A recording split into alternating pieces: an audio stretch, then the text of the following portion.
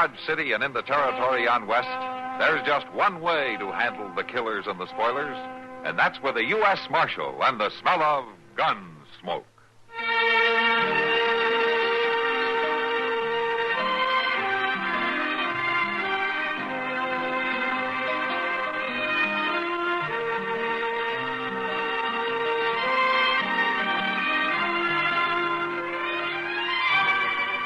Gunsmoke, starring William Conrad, the story of the violence that moved west with young America, and the story of a man who moved with it. I'm that man, Matt Dillon, United States Marshal. The first man they look for and the last they want to meet. It's a chancy job, and it makes a man watchful and a little lonely.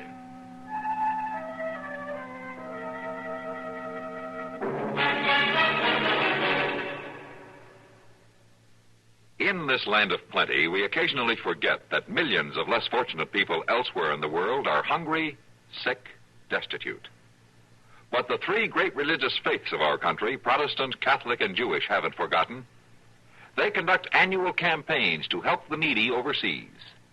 80% of all volunteer aid is channeled through religious organizations here. Because of the scope of this great charitable work, United States government surplus food can be distributed at low cost. For example, $1 will send more than 300 pounds of food abroad. But the money you contribute through your church or synagogue goes for more than food. It helps send clothing, bedding, and medicine, too. It goes toward the maintenance of hospitals and orphanages, to initiate and carry out self-help and resettlement projects. During this month of Thanksgiving, keep faith with those in need overseas. Give through your faith.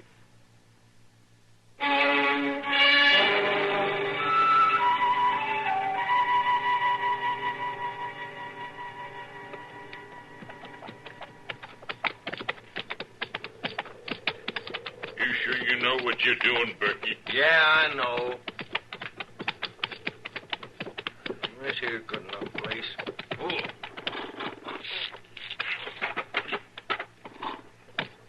Well, come on, climb down.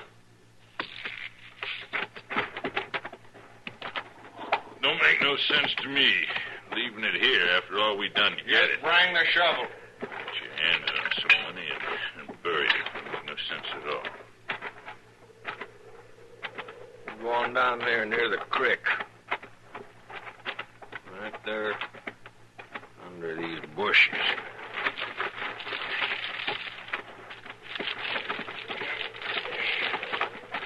All right. As good a place as any. All right. Start digging. Now, listen, Berkey, you Crab, should... now you start digging. All right, all right. Ain't gonna do us no good to have the money if they come take it off of us, is it? Well, no, No, it sure ain't. When we start spending any of it before the fuss dies down, they're gonna be looking our way, sure. Well, I wouldn't spend much of it, Berkey, honest. Oh, you would. Just enough to keep yourself liquored up till it was run clean through. Why, that ain't no... We're gonna lay low and dodge. And we're gonna act like we never seen more than 6 bits altogether. Until they forget about that holdup. And then I'll make you a bargain, Crab. What's that? I'll come dig up that gold myself. Yes, sir, you won't even have to touch a shovel. Oh, I won't mind doing the digging then. All right, then get on with it now. I ain't hankering to spend another night in this prairie. I don't know why I'm on. I should do all the digging.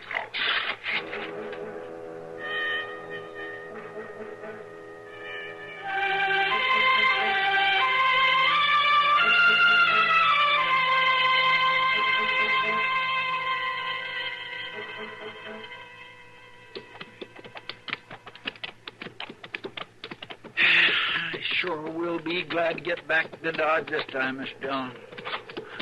You know something, Chester?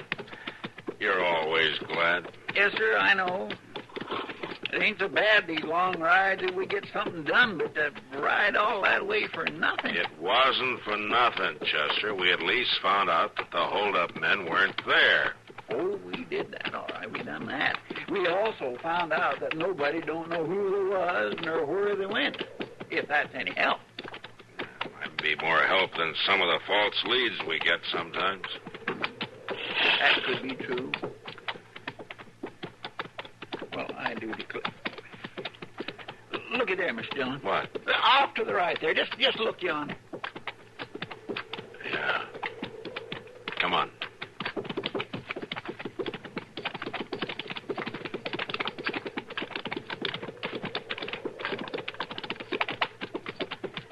I think he don't look like no Indian. It doesn't look like he's got a horse.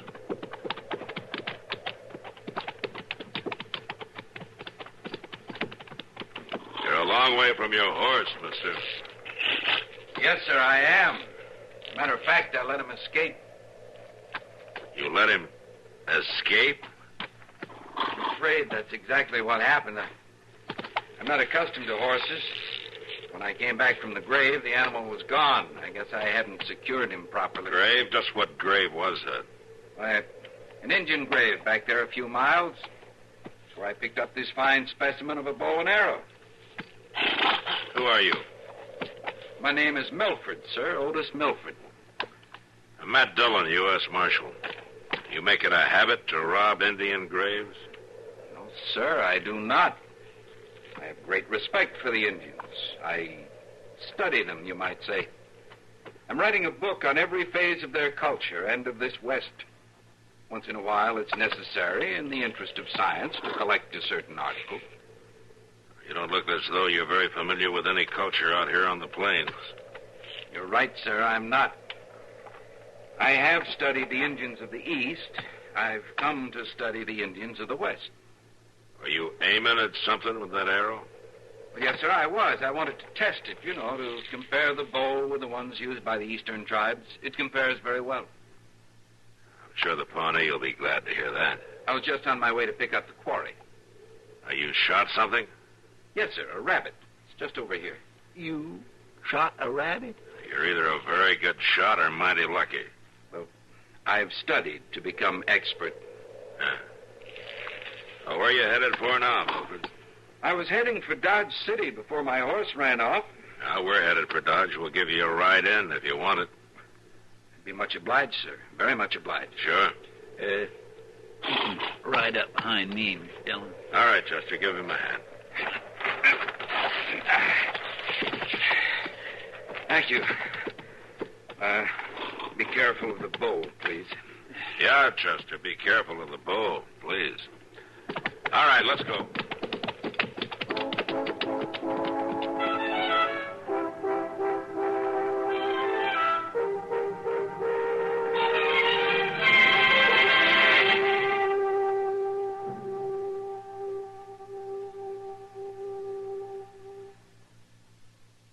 I hope supper's not spoiled, Jim. Sorry I'm late, but we're taking inventory. With the nagging backache I've had and sleepless nights it gives me, I'm all dragged out. You've been complaining of backache long enough. Don't you want to get relief? Of course. But how? Try Doan's pills. Right. Doan's pills are an analgesic and mild diuretic to the kidneys. Nagging backache, also headache, dizziness, and muscular aches and pains may come on with overexertion, emotional upsets, or everyday stress and strain. Doan's pain-relieving action is often the answer, and they also offer mild diuretic action through the kidneys. So if nagging backache is making you feel worn out, tired, and miserable with restless, sleepless nights, don't wait. Try Doan's pills, used successfully by millions for over 60 years. See if they don't bring you the same welcome relief. Get Doan's pills today. To save money, buy Doan's big economy size.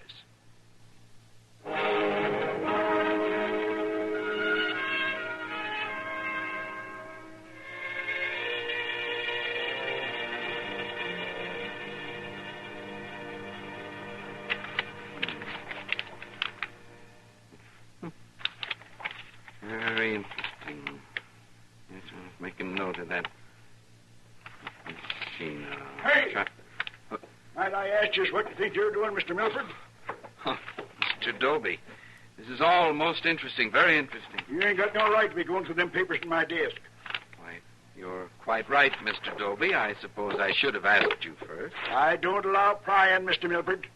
I wasn't prying, Mr. Dolby. I'd like to know what you called it. going through them papers. I was merely going through the back registers, Mr. Dolby, to see who had stayed here at the Dodge House in years past. That ain't any of your business, as far as I can see. It was in the spirit of pure research, Mr. Dolby. I was just looking for more background material for my book. I don't care what you're looking for. I want you to get out of my office or stay out. Certainly, sir, if you feel that way about it, but I don't... No buts about it. You just get out, and I'll see that you stay out.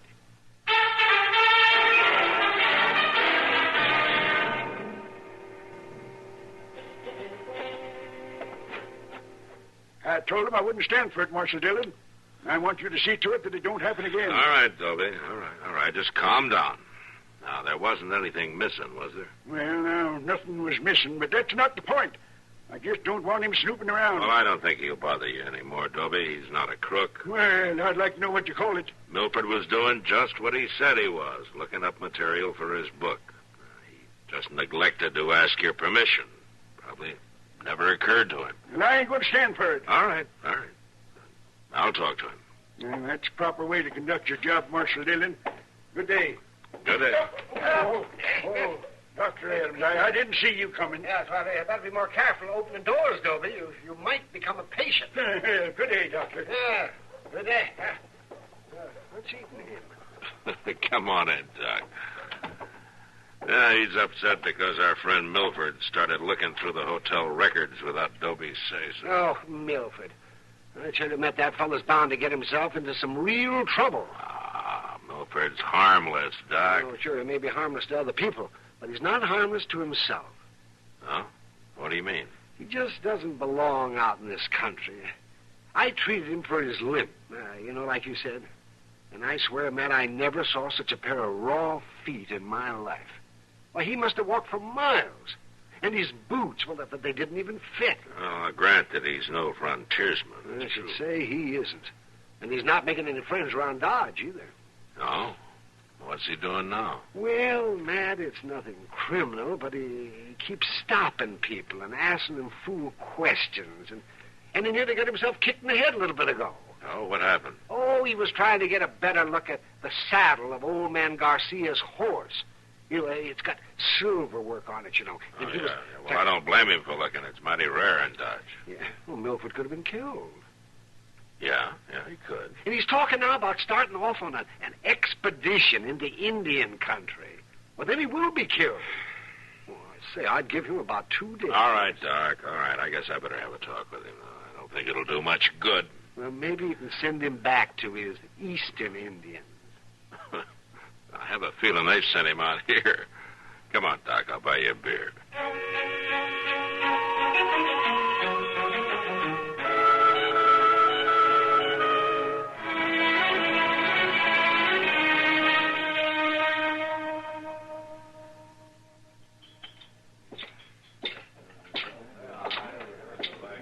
Well, I'm glad I didn't order, Matt.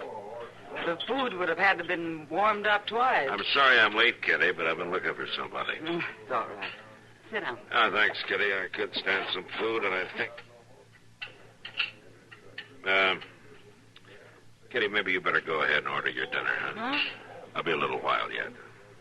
What is it now? That's who I've been looking for. You mean that little professor fellow? Yeah, that's the one. I want to talk to him before he gets into any more hot water. Before you eat? Yeah, I'm afraid so. All right, Marshal.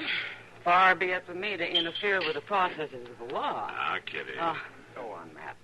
I can pay for my own dinner. Just remember you had your chance. I'll see you later. Sure, Matt. Sure.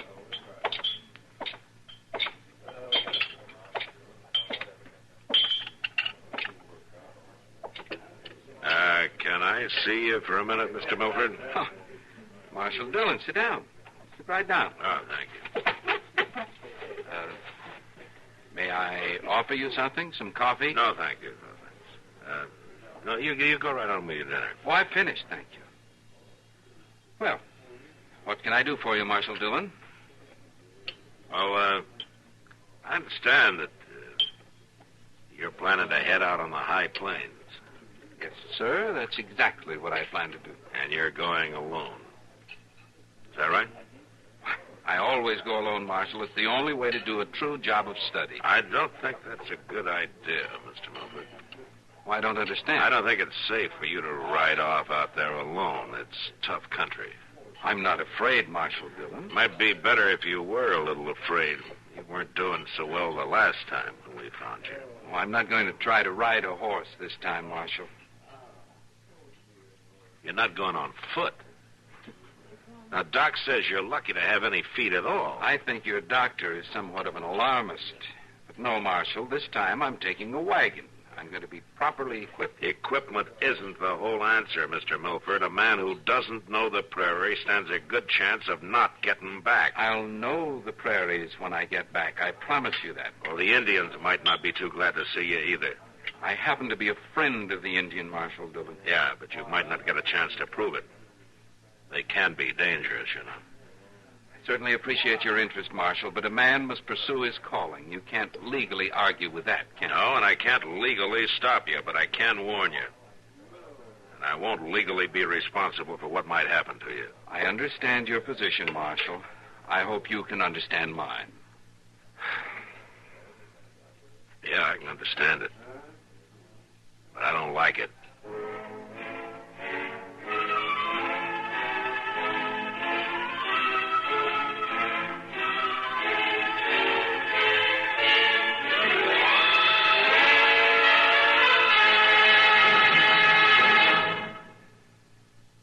Hi, this is Dennis James. Say, remember way back when this melody was popular?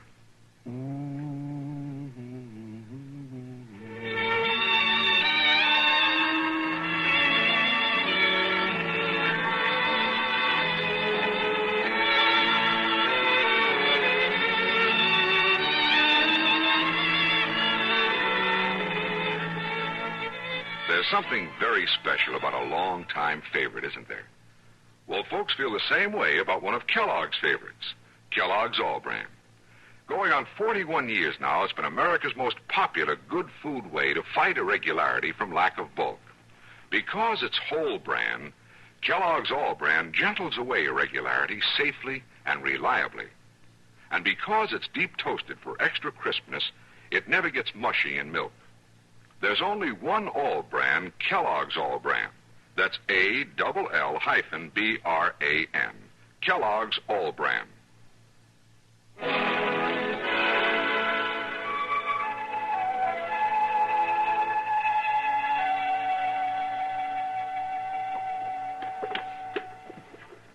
All right, Mr. Ross. If you say I need beans, beans it is.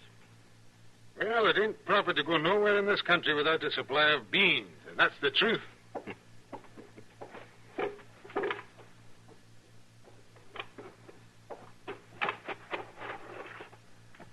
Now, what else will you be needing? I'll be with you in a minute, mister. All right. See, now, I have a blanket and a kettle and salt and... Oh, yes, I need a shovel. All right. Long-handled or short? Now, you might advise me about that, Mr. Ross. I want it for digging... Well, you might call it treasure. Yes, it might be treasure. I won't be much longer, mister. I can wait on you soon. Never mind. You must have been in a big hurry. Oh, I hate to lose a customer. Well, I have taken a lot of time. Well, you're buying a lot of goods. Let's see. Here's the shovel. That look all right to you? I should think that would do nicely, Mr. Ross. Now, if you'll just help me get these things in the wagon. Are you going to pay now or later? Forgive me, I forgot. I'll pay now. How much does it come to, Mr. Ross? Now, let's see. It's $1.25 for the beans. That's $1.340 for the blanket, $2 for the shovel. That'll come to $7.65. $7.65. There you are. 5, 6, 7. All right, thank you. Now, let me give you a hand down to the wagon with all this.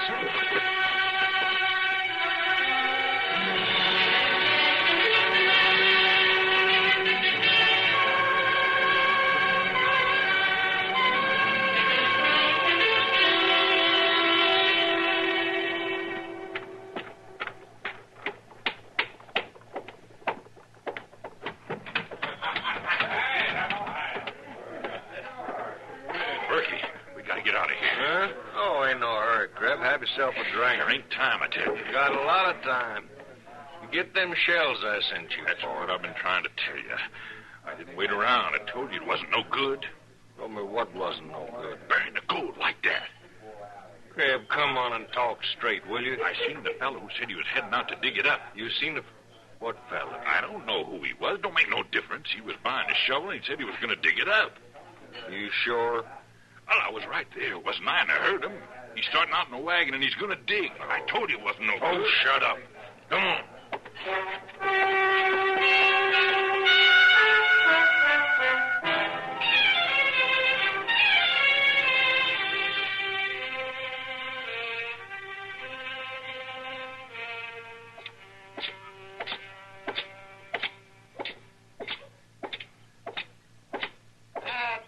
What? Oh, man. Oh, hello, Doc. You got something on your mind? Oh, nothing that you're going to help me with, that's plain to say. No, what do you mean? Well, they tell me Milfred started out west. Yeah, Doc, I'm afraid he did. Well, I thought you were going to talk to him. I did talk to him. Didn't do any good. Obviously. What'd you want me to do, Doc? Lock him up? It might not have been a bad idea. Now, listen, Doc, I've had... Dillon! Mr. Dillon! All right, Chester, I hear you. Here I am. Hello, Doc. Excuse me for interrupting, but I got something to tell Mr. Dillon. Go ahead. Interrupt. Oh, what is it, Chester? Mr. Dillon, that fella has went and done it again. What fella? That Milfred fella. Well, where is he now? That's just it, Mr. Dillon. They ain't hiding their hair of it. Hiding her hair of him where, Chester? Out there. Where his wagon turned All right, over there. all right, hiding Chester, their start hair from of the beginning. Where is the wagon? it. Well, sir, Luke Myers was riding into town, see? And when he got about a mile or so from Crawdad Creek, he seen this wagon turn clean over on its side. Yeah? Oh, the team was in terrible shape. Thrashing around, carrying on, so he cut him loose. Well, how do you know it was Milfred's wagon? Well, because Luke looked around there some, and he found one of them little notebooks Mr. Milfred's always carrying around with him and writing in, and had his name on it. And no sign of Milfred. Not a sign in the world. That doesn't look good, Matt. No, Doc, it doesn't. You better get the horses, Chester. We'll have to go out there and take a look around.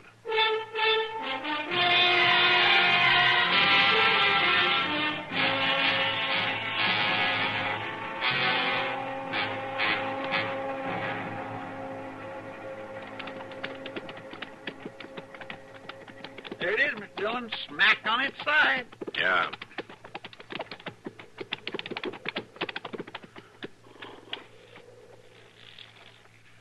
Sure ain't around here. No sign of a struggle either. You mean he wasn't carried off? No, it doesn't look like it. Looks like somebody carried some stuff off in the wagon, though, Mr. Dillon. Ain't much left. He may have taken it himself. Well, no, I Look don't... there. Look there, Chester. Look like fresh footprints, don't they, Mr. Dillon? Yeah. Let's see where they lead.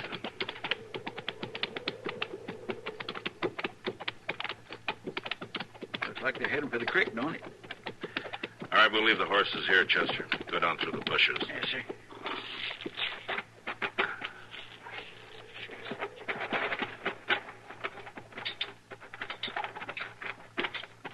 What do you suppose he'd be after down here? Now, there's no telling, Chester. He's a hard one to figure. If it's really Milfred we're tracking. Well, sure. Listen to that, Mr. Dillon. Yeah. Come on. Be quiet. Yes, sir. Gentlemen are wrong. You're dead wrong. Don't look like it to me, but looked like you was digging in the wrong spot. I'm not digging in any particular spot. I'm carrying on a scientific investigation. I told you, Clerk, he's digging for the loot. Well, he ain't gonna do no more digging at all. Now, you men pay attention. Pay attention. I don't know anything about any loot. If I did, I wouldn't care about it. I'm digging for signs of a lost civilization. Oh. Artifacts that might be buried in this area. You're close to being buried yourself, mister. Those guns. Now, you're certainly not going to kill me. I don't believe it. You believe it. You cover the farthest one, Chester, when I start. Yes, sir. And easy now. All right, drop your guns. Hey, Berkey! You got him, Mr. Dillon.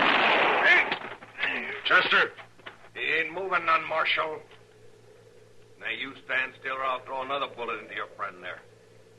I'm backing out of here, Slow and easy.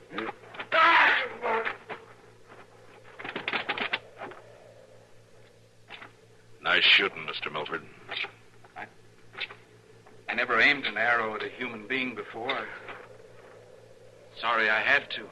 Yeah, but I'm glad you knew how. Chester? Chester, you all right? Yeah? It's all right, Chester. It's all over. You got a crease in your head, Chester. It's a good thing you got a thick skull. Yes, sir.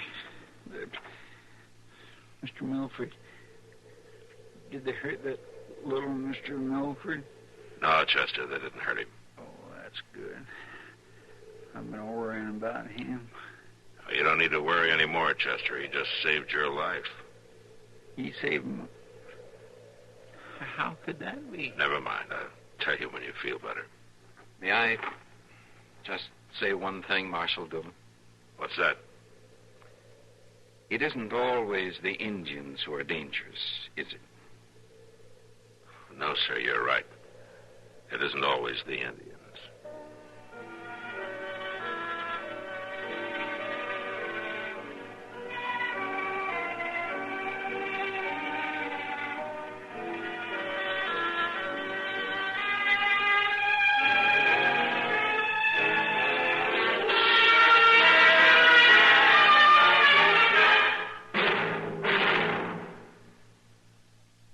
Remember on past Thanksgiving days when your husband was all poised and set to carve the turkey?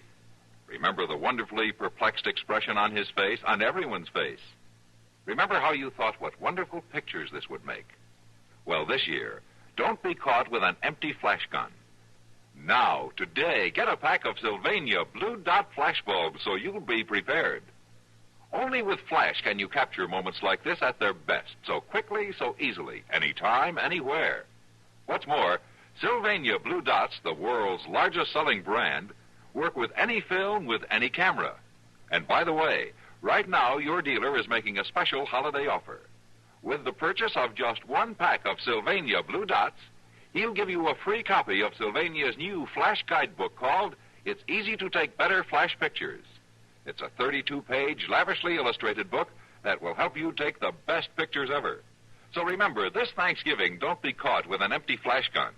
Pick up your Sylvania Blue Dot flash bulbs today.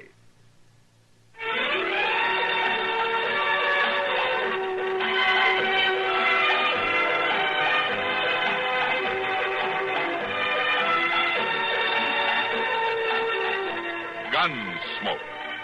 Produced and directed in Hollywood by Norman Macdonald, stars William Conrad as Matt Dillon, U.S. Marshal. The story was specially written for Gunsmoke by Marion Clark, with editorial supervision by John Meston. Featured in the cast were Vic Perrin, Barney Phillips, Lawrence Dobkin, and Ralph Moody. Harley Bear is Chester, Howard McNear is Doc, and Georgia Ellis is Kitty.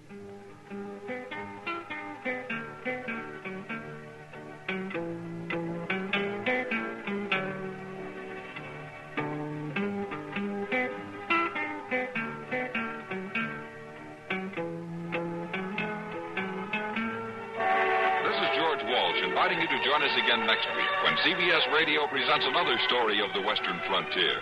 When Matt Dillon, Chester Proudfoot, Doc, and Kitty, together with all the other hard-living citizens of Dodge, will be with you once more. It's America growing west in the 1870s. It's Gunsmoke.